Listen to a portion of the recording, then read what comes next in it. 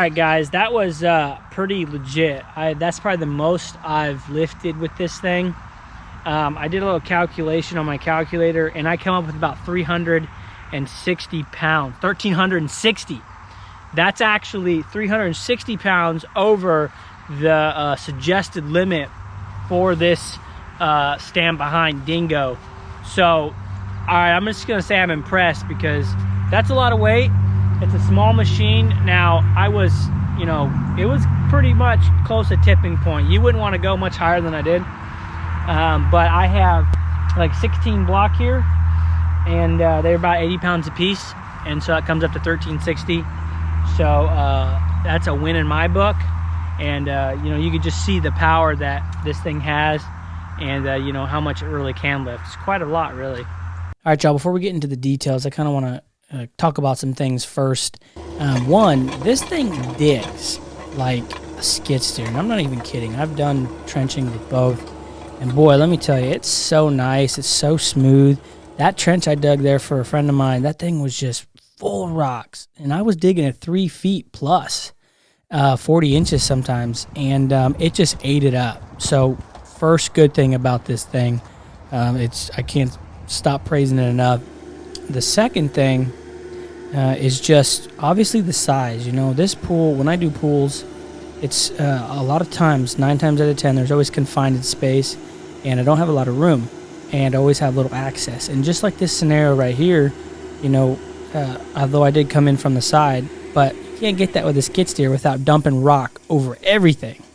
So it makes it just super, super nice. We had it there anyway because we're doing the other side. I'm going to show you here in a minute. And, you know, it's just so nice for getting in those small spaces. And I love it.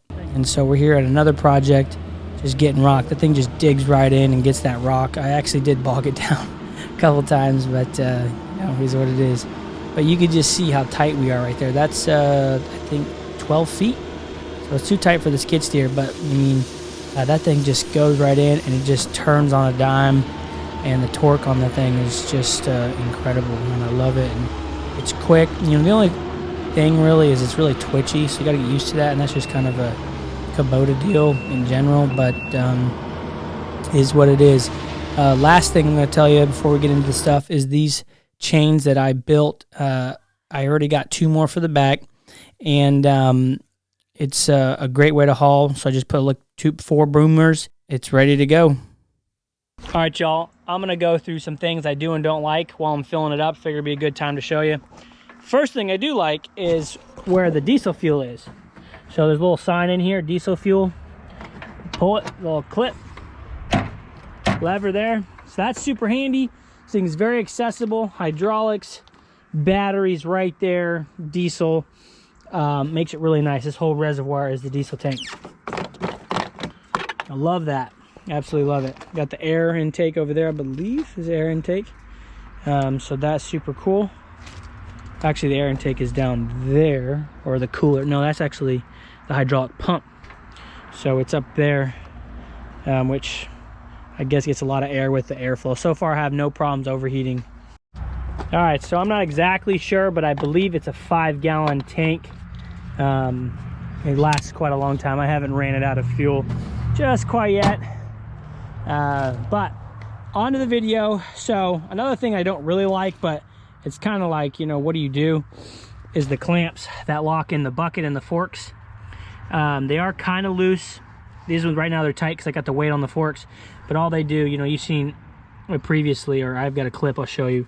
They just pop up and over, and that holds it. So it's kind of chintzy, but you know, it is what it is. The second thing I don't like is the handle system. Now, it is for your safety, but when you're going here, you can't go full throttle because this is in the way, and you can smash your hand, which I've done. Not to be a baby or anything, but you know, to go full throttle, you got to just open up your hand here, which it is kind of a safety for, you know, not being able to just gun it all the way all the time. You have to be very meticulous. But this remote in general, you know, is another thing that I don't like about Kubota in general, is it's very twitchy. You know, everything is just super jerky. But overall, You know, for the price you get for the great diesel engines, you get a lot for the value for sure, versus, you know, Bobcat and Case. These things are just, you know, 30, 40, 50% higher in profit and price all across their lines. You know, with the skid steers, I got an excavator. They're insanely more expensive, but the layout's pretty simple. You know, you turn it on. Of course, I typed in my code, and then this is the warm-up button for the glow plugs. You let that warm up, and then you just push start. Done deal. And then to go and drive, you have to have the throttle all the way down, unlock it, and then you can throttle up and go.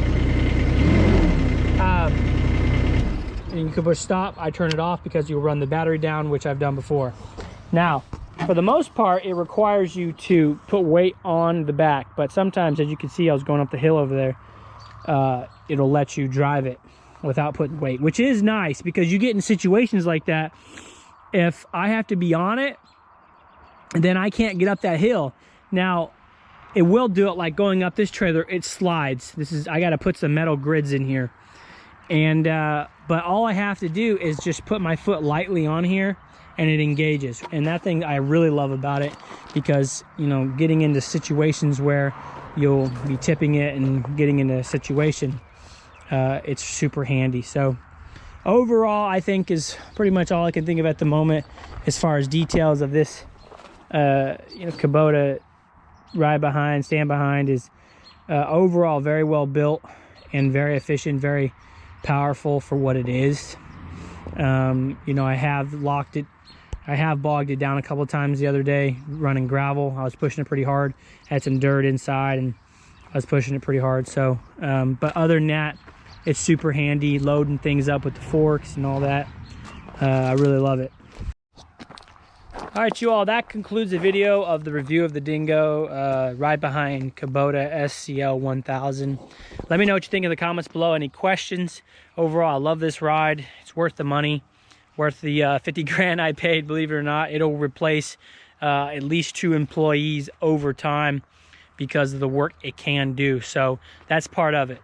It's a business decision, right? Not just what's nice, but it's practical, and I'm gonna use it, and it's great. So consider subscribing if you haven't already. Like the video, and I'll see y'all in the next one.